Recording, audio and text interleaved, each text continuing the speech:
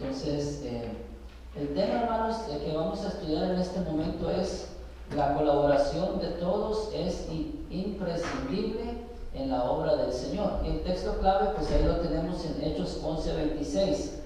Y dice que, y se congregaron allí todo un año con la iglesia y enseñaron a mucha gente, y a los discípulos se les llamó cristianos por primera vez en Antioquía, hermanos. Vamos a estar estudiando otra vez, hermanos, este pasaje del capítulo 11 de Hechos. Hemos estado viendo, hermanos, que en el libro de Hechos, Jesucristo ascendió al cielo, los discípulos obedientemente esperaron la promesa del Espíritu Santo, después ellos empezaron a predicar el Evangelio, las almas empezaron a salvarse.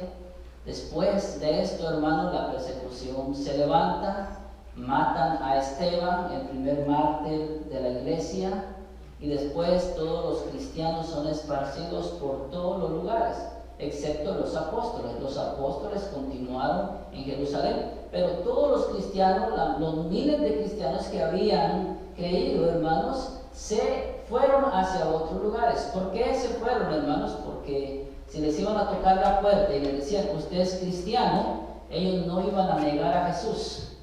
Entonces, antes de que los agarraran, ellos mejor huyeron por salvar sus vidas. Amén. Entonces, ya el propósito de Dios era que los apóstoles continuaran en Jerusalén.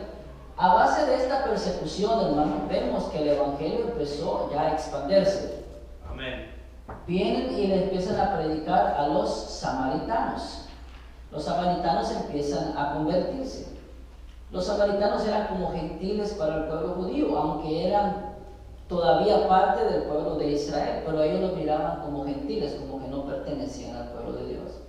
Pero, hermanos, ya fuera del territorio de Samaria, ya todas las naciones, los judíos los miraban como que ellos no valían nada para Dios, y que Jesucristo había venido solamente por el pueblo judío, solo sobre el pueblo de Israel. Pero lo que vamos a ver acá, hermanos, que a través de la persecución, el Evangelio empezó a llegar a otros lugares, a otras naciones, a otras personas, hermanos. Amén. Los creyentes perseguidos predicaron a los judíos en diferentes lugares. Ahí en Hechos 11:19 dice que los que habían sido esparcidos, hermano, a causa de la persecución que hubo por motivo de Esteban, pasaron hasta Fenicia, Chipre y Antioquía, no hablando nadie la palabra, sino solamente a los judíos. Vemos acá un grupo de judíos que andaba huyendo, hermanos, pero ellos no se quisieron quedar callados y siguieron predicando el Evangelio de Cristo Jesús. El único punto acá era de que los judíos estaban predicando solamente a los judíos. Amén. Porque en los otros pueblos, en las otras naciones alrededor, habían judíos también dispersos. Entonces, cuando ellos llegaban a las otras naciones, ellos empezaban a identificarse con otros judíos y a ellos les presentaban el mensaje. Pero si ellos miraban a un romano, miraban a un griego, miraban a otro de otro país, ellos lo ignoraban porque todavía tenían en su pensamiento que el Evangelio de Cristo no era para las otras naciones. Amén. Después de la muerte de Esteban, hermano, trajo esa gran persecución para los creyentes. Entonces ellos salieron de Jerusalén, hermanos, y a donde iban empezaron a predicar el Evangelio. Algunos otros les predicaron a los griegos y Dios los respaldó. Ahí en Hechos 11:20 dice que, pero había entre ellos unos varones de Chipre y de Cirene, los cuales cuando entraron en Antioquía hablaron también a los griegos, anunciando el Evangelio del Señor Jesús. Y la mano del Señor estaba con ellos, y gran número creyó y se convirtió al Señor. Amén. Veamos algunas características, hermano, de este lugar de Antioquía. Antioquía estaba, hermanos, casi en el centro de Siria, hermano. Era una ciudad muy importante. Antioquía se le llamaba la ciudad de las luces, porque en su principal calle o avenida, en esa calle las luces no se apagaban toda la noche. Era un pueblo donde había mucho movimiento, donde había libertad para poder ejecutar diferentes juegos de azar, apuestas, carreras y también placeres carnales. Se dice que Antioquía era muy parecido a la ciudad de Corinto. Cuando venían los que andaban en barco, hermanos, a tierra y decían, vamos a ir a Corinto, ellos tenían un dicho que decían, vamos a ir a corintiar, que prácticamente era tener licencia para ir a esta ciudad perversa y hacer apuestas, hacer carreras y darle libertad a su carne, a la inmoralidad. Prácticamente Antioquía era muy parecida a los Corintios, hermanos. Actualmente podemos comparar, hermanos, que Antioquía era como Manhattan, la ciudad de Nueva York, la ciudad que no duerme, donde hay de toda clase de pecado, hermanos. Y aún otras ciudades alrededor del mundo que son muy famosas, donde lo liberal, lo carnal es lo que abunda. Por eso que la gente busca esos lugares. Amén. Pero vemos acá una característica de los judíos. ¿Por qué estos judíos se decidieron a hablarles, hermanos, a este pueblo pecador? A este pueblo donde había perversión, donde había maldad, hermanos, donde había vanidad. Ellos habían conocido a Cristo Jesús y ellos se dejaron guiar por el Espíritu Santo de Dios. Entonces ellos fueron movidos a predicar el Evangelio a aquellos que estaban perdidos y que no pertenecían al pueblo de Israel, hermanos. Aleluya. ¿En dónde alumbra mejor la luz, hermanos? ¿Donde hay luz o donde hay tinieblas? Donde hay tinieblas, hermanos. Aleluya. ¿Y cuándo es que se convierten los perdidos, hermanos? Cuando ven verdadera luz en aquellos que andan en la luz. Pero cuando no ven verdadera luz en aquellos que andan en luz, entonces los que están perdidos no se van a sentir atraídos para probar una vida diferente. Amén. Es el contraste que hay en el evangelio moderno. Muchos van a las iglesias, muchos dicen que son cristianos, que son hijos de Dios, pero cuando presentan su luz allá, hermanos, cuando están alrededor de personas que no son cristianas, la vida de estas personas que van a la iglesia no dan a conocer un cambio, no dan a conocer luz para atraer a los que están allá afuera. Amén. Estos judíos que llegaron acá a Antioquía, hermanos, que actualmente es Siria, estos judíos decidieron predicar no solamente a los judíos, sino predicar también a los griegos que estaban ahí, hermanos. Algo que les ayudó bastante acá a estos judíos era de que ellos no hablaban solamente el idioma natal, el hebreo, sino que ellos también hablaban el griego. En ese momento el imperio que estaba dominando era el imperio romano, pero el imperio romano no se preocupó por latinizar, o sea, por inculcar o imponer el idioma latín a todas las regiones que había conquistado. No, el imperio romano no tenía problema con eso. No, ellos no se molestaron en introducir su idioma. Pero el imperio que estuvo antes del imperio romano, que fue el imperio griego, ellos sí. Ellos proclamaron el idioma griego como el idioma oficial. Y fue obligación para todas las regiones, todos los pueblos, todas las naciones que ellos habían conquistado, que tenían que aprender griego. ¿Ven? Es como decir el idioma inglés en este tiempo. Usted sabe inglés, usted va a cualquier país del mundo y usted se comunica con las personas, no importa de qué país sea, si usted sabe inglés. Igual era en ese tiempo. Los pueblos hablaban su idioma natal y también hablaban el idioma oficial que había quedado del imperio anterior. Entonces para estos judíos no fue difícil llegar a Antioquía y decir, bueno, les vamos a hablar a estos griegos, les vamos a hablar a estas personas de acá del mensaje de Jesucristo. Y como podían comunicarse, hermanos, lo hicieron fácilmente. Y dice aquí, hermanos, que la mano del Señor estaba con ellos y gran número creyó y se convirtió al Señor. Aleluya. Tal vez los judíos dijeron, ¿cómo se van a convertir estos perdidos? Aleluya. Cuando la palabra de Dios dice, ¿cómo oirán si nadie les predica? Amén. ¿Cómo ellos van a entender el mensaje si nadie se los explica? Muchas veces el enemigo nos pone temor a nosotros para no hablarle al inconverso de la palabra de Dios.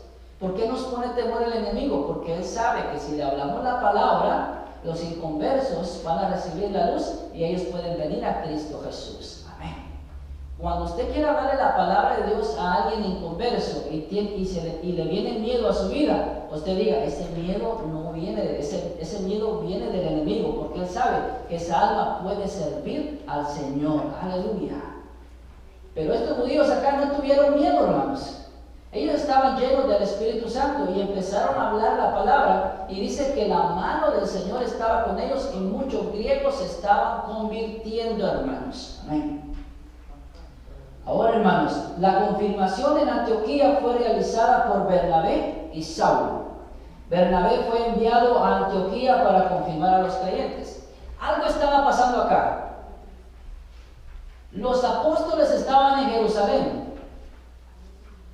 Primero, escucharon de que Pedro había ido a la casa de Cornelio, un centurión romano, y que este hombre, juntamente con sus familiares y amistades, habían recibido a Cristo y habían sido llenos del Espíritu Santo, hermano, en Cesarea.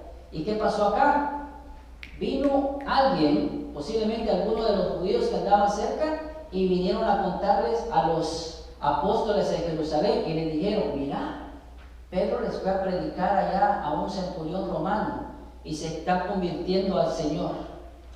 Y rápidamente los apóstoles mandaron a llamar, hermanos, al apóstol Pedro para que viniera a Jerusalén y les explicara que por qué él había ido a predicar el Evangelio a alguien que no era del pueblo de Israel. Amén. Los judíos todavía no entendían, hermanos, que el mensaje de Cristo no era solo para ellos, sino que era para todos aquellos que creyeran en su nombre. Pedro viene a Jerusalén y le dice: bueno, les voy a explicar. Por revelación, por el Espíritu Santo, me habló Dios para que fuera a la casa de este hombre y para que yo le hablara la palabra de Dios. Y cuando yo hablé la palabra, el Espíritu Santo descendió sobre ellos y fueron llenos del poder del Espíritu Santo. Cuando Pedro les dice esto a los demás apóstoles, dice que ellos callaron y se maravillaron porque estaban viendo que el Evangelio de Cristo no era solamente para ellos, sino que era para las otras naciones también. Amén. Hasta ahí, pues, bueno, está bien, ya se convirtió este hombre, se convirtió su familia y varias personas, está bien. Ahora vemos otro fenómeno, por decirlo así, para los judíos, para los apóstoles, porque un grupo de judíos había llegado, hermano, hasta Antioquía, que era más al norte de Israel, hermanos, aleluya, por la región de Siria, y ahora habían escuchado que muchos se estaban convirtiendo al Señor, y no eran judíos, eran griegos. Y ellos vienen, hermanos, y llevan ese mensaje a los apóstoles. Allá en Antioquía se está levantando una iglesia. Allá en Antioquía se está predicando el Evangelio. Allá en Antioquía las almas se están convirtiendo. ¿Por qué? Porque los judíos que llegaron ahí, llegaron llenos del poder del Espíritu Santo y estaban alumbrando la luz de Jesucristo. Aleluya. Dos mensajes poderosos, el verbal y el del testimonio. Amén. Cuando esto se une, hermano, en un creyente, Dios va a hacer cosas maravillosas en la vida de esa persona, hermano. No importa, hermano, si tiene 20, 30 doctorados o apenas fue a primer año de escuela. Si tiene estas dos cosas, si está lleno del Espíritu Santo, hermanos, habla la palabra, hermanos, con autoridad y con convicción, seguro de lo que Dios ha hecho en su vida, y su testimonio, hermanos, su forma de andar, lo respalda. El Espíritu Santo, Dios mismo, va a hacer una gran obra en las personas que están alrededor y se van a convertir, hermanos. Aleluya. Cuando usted escuchó el Evangelio, en algún momento, cuando usted todavía no había conocido al Señor, cuando alguien venía con un buen testimonio, usted le escuchaba, lo respetaba. Pero cuando alguien venía con un mal testimonio, no le escuchaba. ¿Por qué? Porque no había un testimonio. Estos judíos iban, hermano, dando testimonio de la luz de Jesucristo.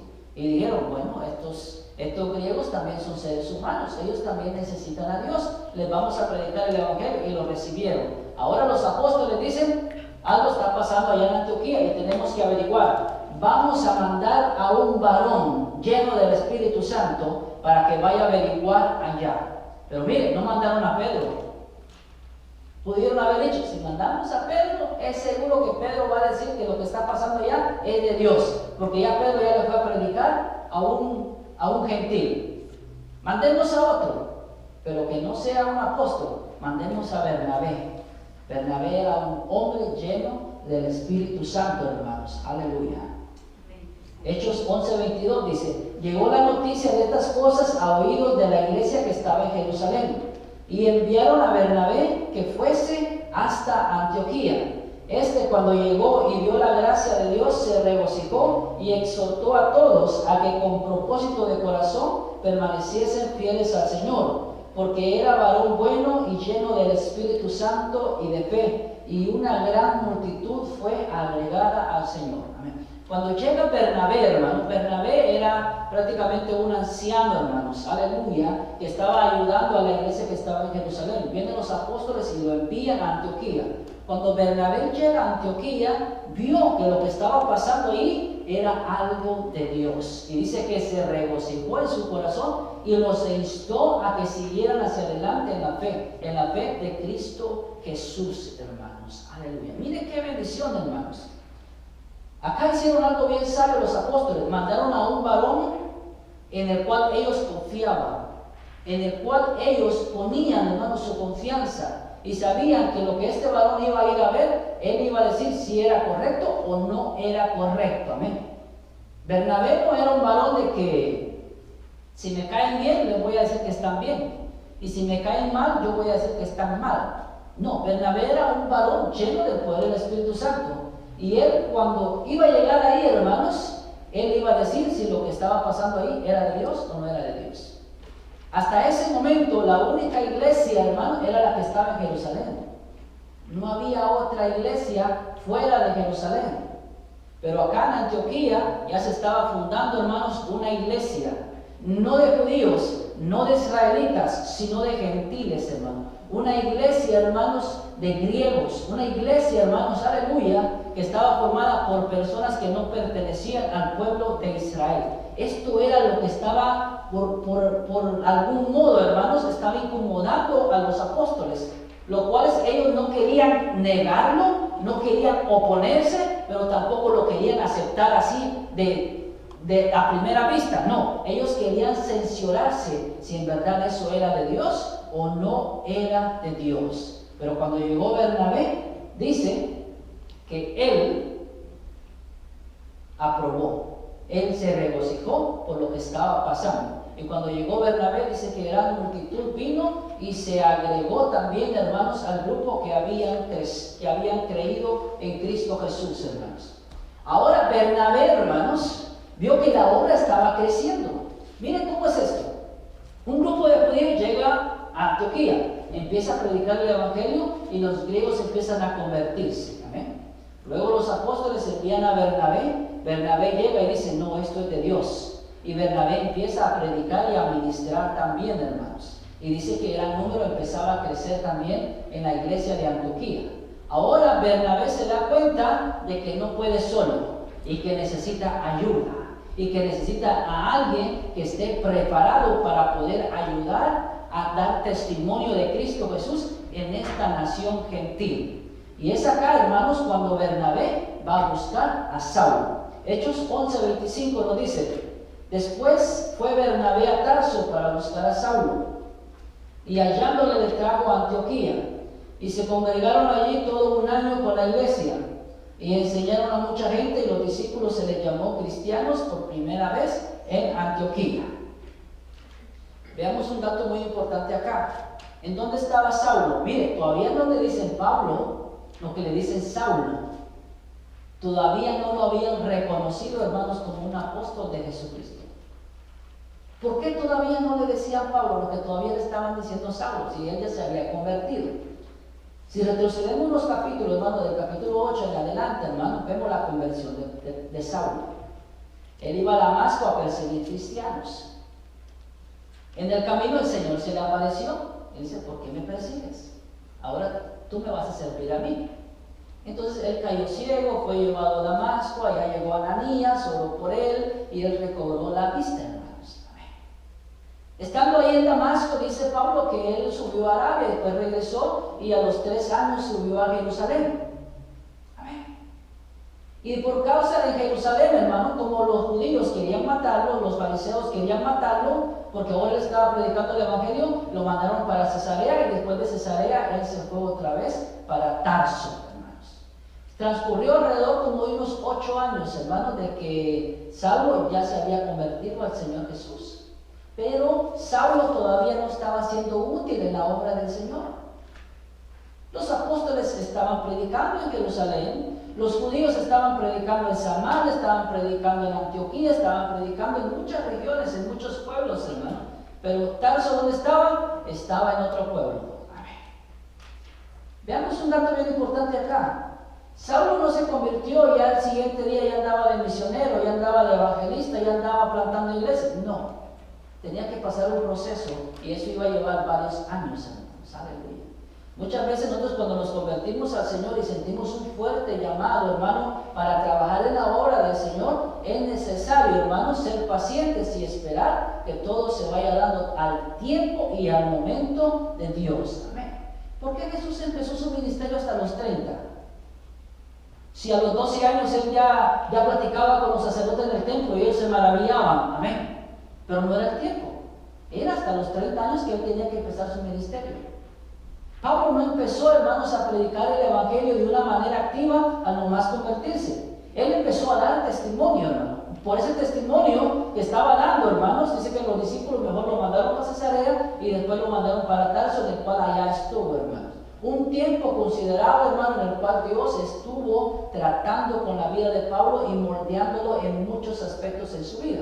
Pero vemos ahora acá, Bernabé dice, yo necesito ayuda, ¿a quién me voy a traer? Bernabé pudo haber dicho, si me voy a traer a Pedro, Pedro es aventado. Pedro predicó una vez y se ganó 3,000. Después predicó otra vez y se ganó 5,000. Pedro le dijeron que no predicara el evangelio y él dijo, mejor es obedecer a Dios que obedecer a los hombres. Si me voy a traer a Pedro, nos ganamos toda Antioquía. Alguien emocional puede pensar en eso, ¿no?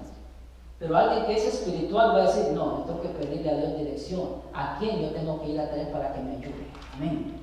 ¿Y a quién era el que tenía él que ir a traer? Dios le puso en su corazón que fuera a buscar a Saulo. ¿Y dónde estaba Saulo? Estaba en Tarso. Emprende el viaje en Bernabé y va a buscar a Saulo. Cuando vaya Saulo le dice, es necesario que vengas conmigo a Antioquía porque hay mucho trabajo y necesitamos predicar el evangelio en Antioquía. Entonces Saulo, no era Pablo todavía, Saulo se levanta y viene con Bernabé y empiezan a trabajar en Antioquía. Dice que estuvieron un año completo predicando la palabra de Dios en Antioquía. ¿Y qué pasó en ese año? Formaron la iglesia de Cristo Jesús. La primera iglesia cristiana, hermano, que se formó fue en Jerusalén con los judíos. La segunda iglesia cristiana que se formó, hermanos, que no fueron judíos, no que fueron gentiles, fueron griegos, fue la iglesia de Antioquía, que posteriormente la iglesia de Antioquía, hermano, iba a llegar a ser una iglesia bien fundamentada en la palabra del Señor. Personas, hombres y mujeres que no tenían nada que ver con el pueblo de Israel, ya estaban representando la iglesia de Cristo Jesús en Antioquía, hermanos. ¿Y quiénes fueron los que levantaron ahí? Primero fueron los judíos que llegaron. Después, hermano, fue Bernabé, hermanos, aleluya, que confirmó que eso era de Dios y empezó a trabajar. Y después fue a traer a Saulo y lo incluyó ahí para trabajar un año con ellos, hermanos, aleluya. Se congregaron en Antioquía todo un año, hermanos. Primera vez que se usa la palabra iglesia en una congregación fuera de Jerusalén. Por eso dice que ahí fue donde por primera vez se le llamaron a ellos cristianos. Amén. ¿Por qué? Porque representaban a Cristo Jesús. Aleluya. Amén. Mire, si usted va a llamar cristiano a alguien, usted esté seguro de que esa persona está representando a Cristo Jesús. Amén. Porque si no lo está representando, no se merece que se le diga cristiano o cristiana. ¿Cuántos hay en la iglesia, hermano, que allá afuera hablan malas palabras, se deleitan en la música del mundo, se deleitan hablando chistes de doble sentido, hermano, se deleitan robándole y aprovechándose de su prójimo? Y le dicen, ¿usted cree en Dios? Yo soy cristiano por la gloria de Dios. No se merecen ser llamados cristianos. Solamente el que hace la voluntad de Dios. En cierto momento estaba Jesús y le dice, hey Señor, tu mamá y tus hermanos te vienen a buscar. ¿Y qué dijo el Señor? Mi madre y mis hermanos son los que hacen la voluntad del Señor. Aleluya. En cierto momento yo hallé a una persona que estaba caída del evangelio, la fui a buscar y la subí al carro y le digo, lo voy a llevar a su casa. Y él me dice, gracias, me dice, ¿sabe qué es lo que quiero yo ahorita? Me dice, dígame, le digo, no, yo quiero ir a traer alcohol, me dice, porque eso es lo que mi cuerpo desea. Le digo, no, vaya para la casa mejor, descanse, y después lo invito a la iglesia. Le digo, no, me dice, ¿sabe qué? Me dice, usted sí es mi verdadero hermano. Vengo yo y le digo, ¿sabe qué? Le digo yo, como dijo el Señor Jesús, mis hermanos son aquellos que hacen la voluntad de Dios. Le dije yo. Quizás fue algo bien fuerte, hermanos, amén. Pero yo lo sentí decirlo del Espíritu Santo. Y esta persona se quebrantó, hermanos, y empezó a llorar, hermanos, en ese momento. Aleluya. Amén.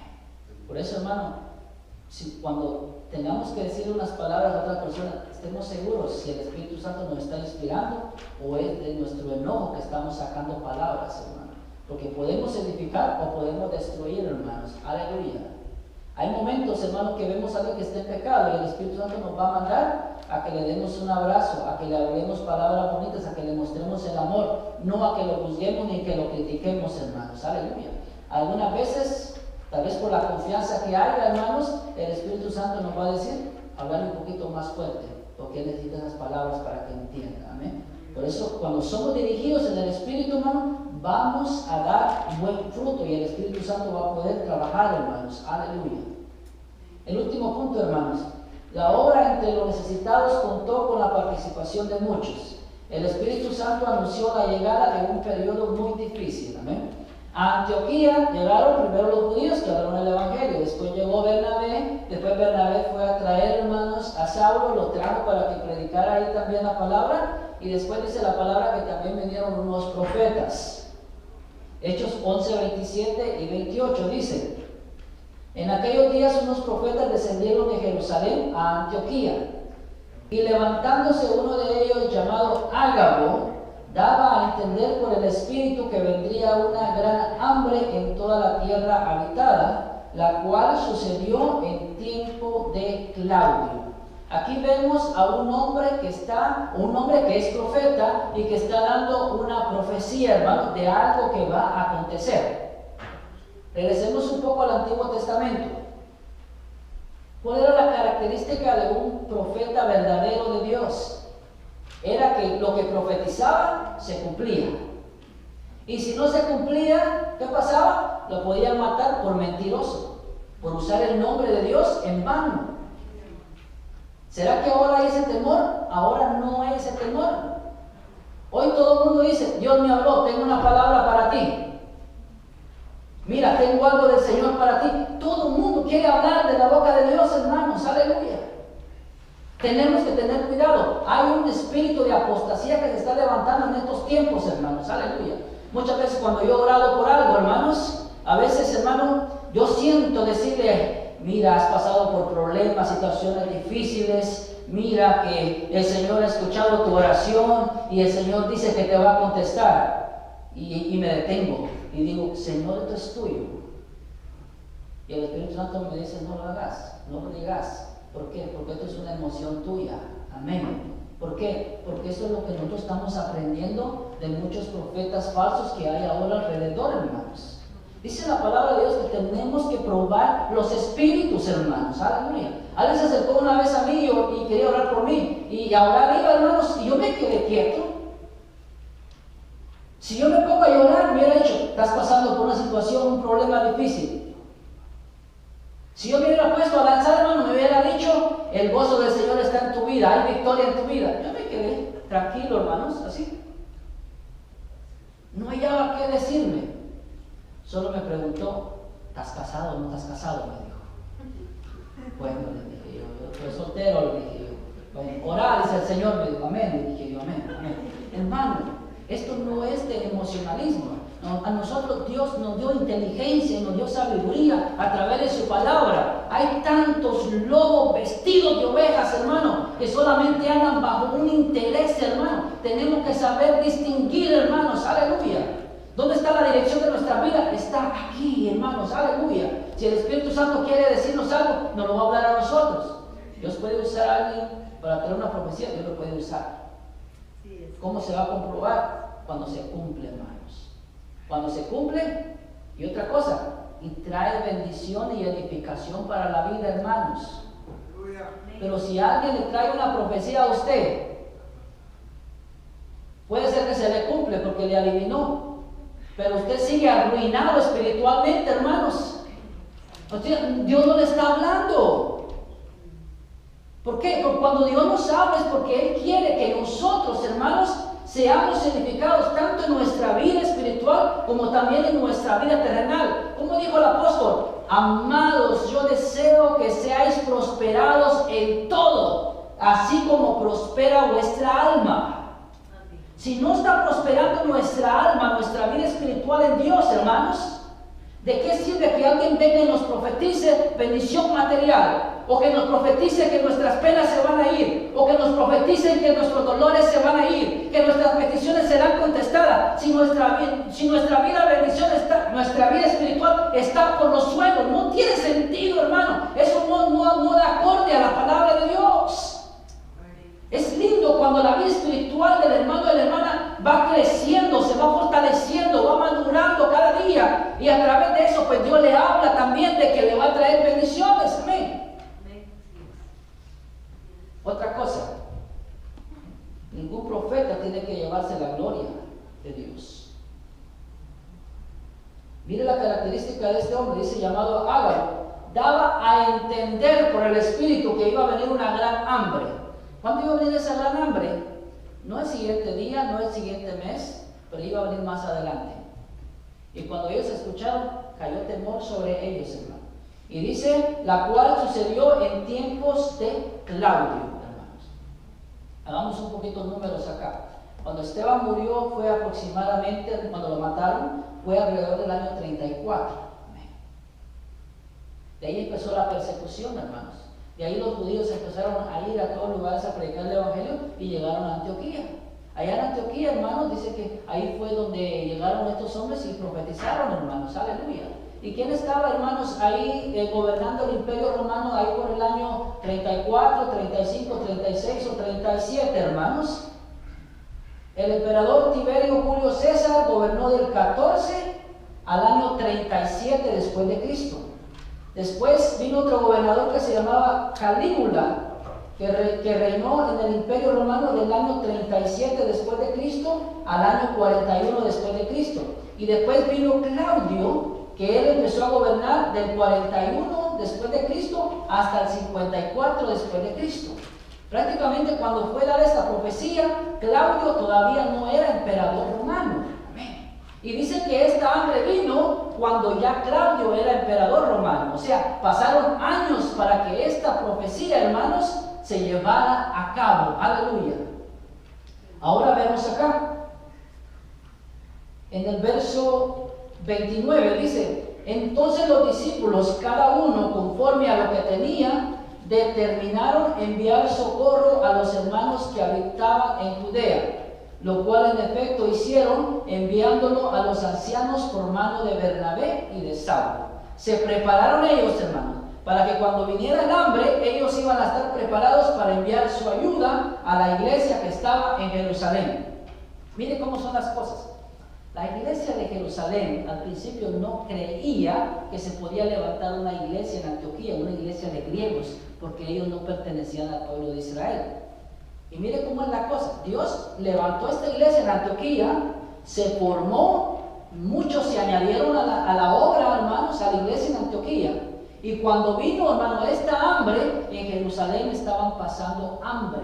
¿Y qué hizo la iglesia de Antioquía? Ellos determinaron en su corazón enviar una ayuda y le enviaron, hermano, con Bernabé y con Saulo a Jerusalén, para que ellos allá, hermanos, ayudaran a la iglesia también que estaba en necesidad, hermanos. Aleluya. La aportación que enviaron fue lo que recaudaron cada uno de los creyentes, hermanos. Aleluya. Dice 1 de Juan 3:17, pero el que tiene bienes de este mundo y ve a su hermano tener necesidad y cierra contra él su corazón, ¿cómo mora el amor de Dios en él? Amén. La prueba más grande que podemos dar nosotros los creyentes, los cristianos, que tenemos el amor de Dios, es que cuando nuestro hermano está pasando una necesidad, nosotros venimos y le ayudamos. Aleluya. Ahora, alrededor de nosotros hay muchísimos que tienen necesidad. Es imposible que nosotros cubramos la necesidad de todo el mundo. Es imposible, es imposible. Pero el Espíritu Santo es el que nos va a guiar, hermanos, a poder ayudar a aquel que lo necesita, hermanos. En mi caso, hermanos, han habido meses, hermanos, donde alguien me acerca y me dice, hermano, ayúdeme por acá. Yo le digo, está bien, te voy a ayudar por un poquito, porque yo sé que tiene una necesidad. Después viene otra persona, mire hermano, necesito ayuda, te voy a ayudar por un poquito. Amén. Pero después viene el momento que yo ya no les puedo ayudar. Amén. Viene otra persona y me dice, hermano, quiero que me ayude. Ahorita no puedo, hermano, tal vez más adelante, pero ahorita ya no puedo. Ya ayudé a varios en este momento, aleluya. Pero nosotros no podemos ayudar a medio mundo. Pero algo sí podemos decir, que el Espíritu Santo va a poner en nuestro corazón cuando veamos una necesidad, hermanos. ¿Qué es una necesidad? Una necesidad, hermanos, es una necesidad de hambre. Si yo sé que uno de ustedes no cenó hoy y que después del culto no va a haber comida, y yo sé que usted anda sin comer y se va a ir a dormir sin comer, y yo me voy a la casa bien tranquilo, bien comido y a dormir, y yo lo ignoro su necesidad, yo no estoy mostrando el verdadero amor de Dios. Amén. ¿Por qué? Porque de una manera u otra el Espíritu Santo me lo dio a conocer, por algún motivo, hermano, por algún medio me dio a conocer que alguno de ustedes no va a cenar hoy. ¿Cuál es mi responsabilidad como hijo de Dios? Acercarme y llevarlo a comer, hermano. Esa es una necesidad. Amén. Ahora, si usted va a comprar un terreno allá en su país y le hace falta tanto dinero, eso no es una necesidad que otra persona tiene que ayudarle obligadamente. No, pero tenemos que ser sabios y pedirle a Dios que nos dé sabiduría cuando tenemos que ayudar a otras personas, hermanos. Aleluya. Porque ahora, como está la maldad, todo el mundo quiere que se le ayude, hermanos. Pero tenemos que ser dirigidos por Dios para saber a quién nosotros podemos dirigir y cómo nosotros podemos ayudar. ¿Y cómo va a ser esto fácil? Cuando el Espíritu Santo nos haga sentir que podemos ayudar a cierta persona o a cierto joven o a cierto niño, hermanos. Aleluya. En algunas veces Dios ha puesto algo en mi corazón que tengo que regalarle algo a alguien o algo a algún niño. Amén. Y no se me quita, hermanos, hasta que lo hago, hermanos. Aleluya. Y si alguna vez quizás no lo hice, hermanos, me quedó ese pensamiento que por qué no lo hice. Y hasta el día de hoy quizás a veces me viene ese pensamiento, no lo hiciste aquella vez. Pero mire, es ahí donde el Espíritu Santo nos va a dirigir a poder ayudar. Ahora aquí la iglesia de Antioquía, primero ya habían sido avisados por medio de este hombre Ágabo que iba a venir una gran hambre. Más adelante. Cuando el hambre vinieron entonces la iglesia de Antioquía, reunieron hermanos y lo mandaron a la iglesia de Jerusalén para ayudar a sus hermanos. ¿Y con quién mandaron el dinero, hermanos? O la colaboración con Bernabé y con Saulo. Lo mandaron con sus líderes. ¿Por qué los mandaron con ellos? Porque les tenían confianza. Amén. Qué bonito es tener líderes que les tenemos confianza. Amén. Algunas veces algún hermano me ha dicho, mire hermano, voy a dejar mi diezmo. ¿Será que lo puede poner el fin de semana en la canasta? Porque yo no voy a venir. Yo le digo, amén, gloria a Dios. Me da el sobre, yo lo cuido, hermanos. Y el día que es el día de hoy, yo vengo y lo pongo ahí. Amén. Porque tengo temor a Dios. Pero alguien que no tiene temor a Dios, como el hermano no va a venir. Nadie sabe. Viene la tentación. Amén. Judas decía, ese dinero que están dando sería mejor guardarlo aquí que allá. No. Él era ambicioso, tenía esa tentación al dinero, hermano. Por eso le llevó, hermano, a vender al maestro. Aleluya. Por eso es bueno que tengamos confianza, hermanos, en nuestros líderes y que también que nuestros líderes se esfuercen, hermanos, para que la iglesia le tenga confianza, hermanos. Aleluya. Pero qué feo decir, yo quisiera mandar una ayuda, pero con fulano ni loco la manda. No llega. Y es lo que estamos viendo ahora. Sí, hermanos, miren, el amor se está enfriando. Hay muchas necesidades que hacer alrededor, pero los hermanos y aún amigos no quieren colaborar. ¿Por qué? Porque se está viendo tanto mal ejemplo que los fondos que llegan a la iglesia se están invirtiendo solamente en posesiones personales de los líderes que están al frente. Amén. Ellos van a entregar su cuenta, hermanos. Y qué feo que una iglesia no pueda confiar en sus líderes. Amén. Por eso es bueno, hermanos, que el que se va a poner al frente de una obra, hermanos, sea una persona que tenga temor a Dios, hermanos. Aleluya. Amén. Que sea honesto, hermano. Aleluya. que prefiera, hermanos, vivir de la manera que le toque que vivir, pero nunca aprovecharse, hermanos, de un puesto, hermanos. Aleluya. Acá Bernabé y Saulo fueron a Jerusalén y llevaron la ayuda, hermanos, para que ellos también allá pudieran también ayudarse en esta necesidad. Amén. Entonces, hoy hemos visto, hermanos, de la primera iglesia gentil que fue fundada en Antioquía. Aleluya. Y cómo Dios tiene un plan para cada uno de nuestras vidas. Aleluya. Si usted es nuevo en el Evangelio y usted tiene deseo de trabajar en la obra del Señor, dígale: Señor, prepárame, moltéame, para que cuando llegue ese momento yo esté preparado para representar y predicar tu palabra y yo no me pueda desviar. Aleluya. La preparación es muy importante en nuestras vidas, hermano, para poder hacer un buen trabajo. Usted va a trabajar a un banco. El mismo día que usted llega y llena la aplicación, no le dice que esté trabajando, no. Lo mandan a capacitarse 3 semanas. Porque si lo dejan el mismo día, usted va a cometer unos errores. Y eso va a afectar al banco y lo van a terminar despidiendo. Por eso van y lo capacitan, hermanos. Igual es en la obra del Señor, hermanos. Es bueno pedir al Señor que nos capacite y nos prepare para que cuando llegue el momento en que tengamos ya que empezar a trabajar en la obra del Señor, hermano, nosotros estemos preparados y podamos llevar el mensaje de Jesucristo, hermanos. Aleluya. Gloria a Dios. Señor le bendiga.